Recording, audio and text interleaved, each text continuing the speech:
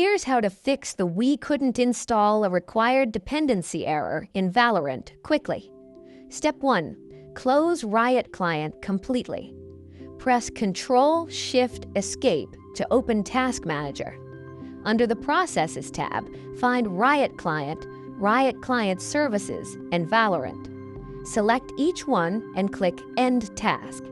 This ensures the installer is not stuck or running in the background. Step 2. Reinstall Riot Vanguard. Press Windows plus S, type Apps, and open Apps and Features. Scroll down and find Riot Vanguard.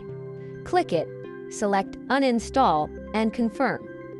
After uninstalling, restart your PC. Once your PC restarts, open Riot Client again. Riot Vanguard will automatically reinstall. Step 3. Run Riot Client as administrator. Right-click Riot Client and select Run as Administrator. Sign in if prompted, then launch Valorant.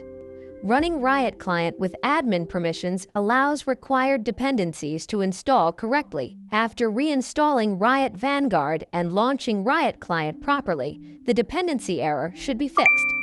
Subscribe for more professional Valorant fixes and PC troubleshooting guides.